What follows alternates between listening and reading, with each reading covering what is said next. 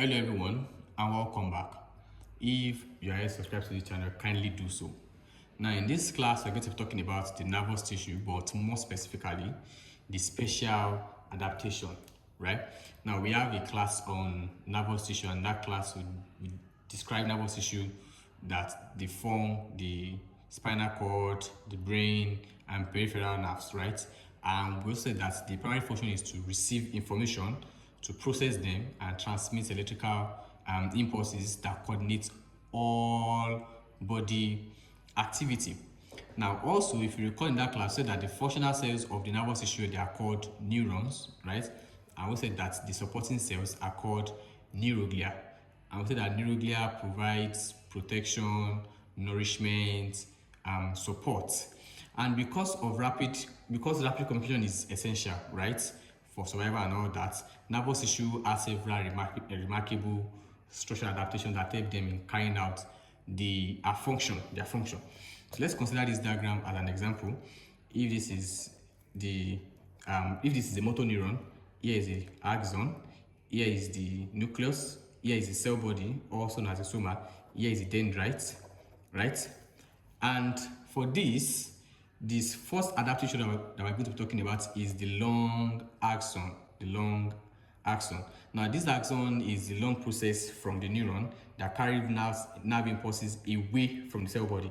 So that means once the dendrite receives the impulse, this carries it away from the dendrite, from the cell body, and also from dendrite. Now in some neurons, this axon can extend for more than 1 meter, and these allow the signal to travel from the spinal cord to the distant muscle with a very high speed. Now using this one as a classic example, so that means the impulses will be trapped by the dendrite to the cell body, processed then to be transmitted through this long axon.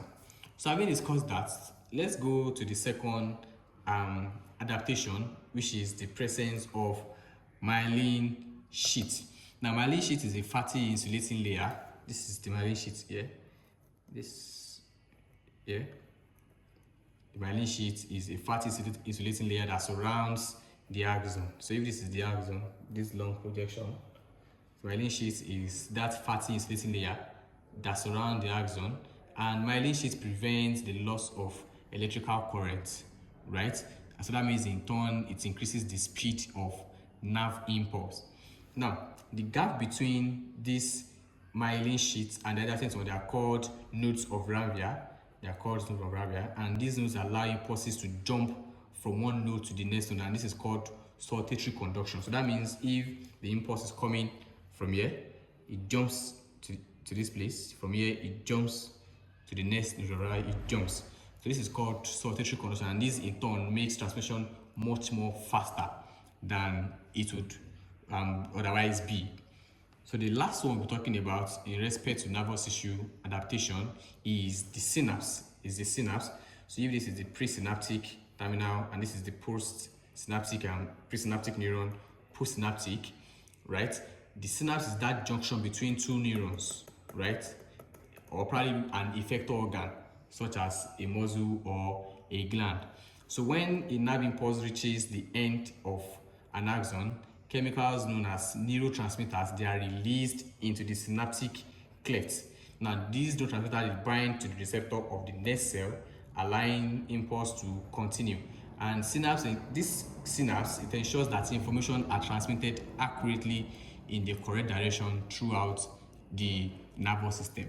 So I hope that with this you understand the nervous tissue and their special adaptation in carrying out their function. So if you have any question, do also drop them in the comment section. Thank you so much.